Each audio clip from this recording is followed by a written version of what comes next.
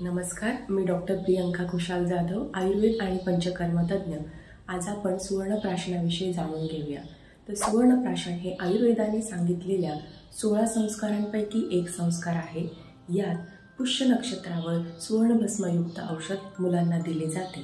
साधारणपणे 3 महिन्यांपासून ते 14 वर्षापर्यंतच्या मुलांना सुवर्णप्राशन दिले जाते। सुवर्णप्राशनाचे फायदे काय? तर सुवर्णप्राशनाने बालकांची पचनशक्ती सुधारते, त्यांची भूक वाढते, त्यामुळे त्यांचे शारीरिक बळ वाढते। सुवर्णप्राशनाने रोगप्रतिकारक क्षमता वाढते, त्यामुळे मुलांना वारंवार सर्दी, ताप, खोकला होत नाही। काही मुलांना दात येताना अनेक तक्रारी संभवतात, त्यामध्ये जुलाब होणे, ताप येणे असे मुलांना त्रास होतो। तर सुवर्णप्राशनाने हा त्रास कमी होतो। सुवर्णप्राशनाने बुद्धी तल्लख होते, स्मरणशक्ती वाढते, मुलांची एकाग्रता वाढते, त्यामुळे त्यांची पर्यायाने निर्णय क्षमता वाढते।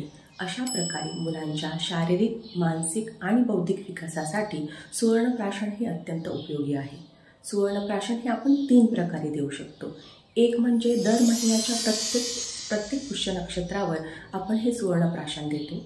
दुसरा प्रकार म्हणजे दररोज सकाळी कंटिन्यू 1 महिना आपण सुवर्णप्राशन देऊ शकतो, त्यामुळे मुलांची स्मृती वाढते, त्यांचे शारीरिक बल वाढते। आणि तिसरा प्रकार म्हणजे दररोज सकाळी कंटिन्यू 6 महिने आपण हे सुवर्णप्राशन देऊ शकतो, त्यामुळे बालकांची इंद्रियांची शक्ती वाढते आणि बालक हे श्रुतधर म्हणजे एकपाठी होते, असा काश्यप संहितेमध्ये संदर्भ आहे। तर या अत्यंत उपयुक्त अशा सुवर्णप्राशनाचा आपल्या मुलांसाठी नक्की लाभ करून घ्यावा। धन्यवाद।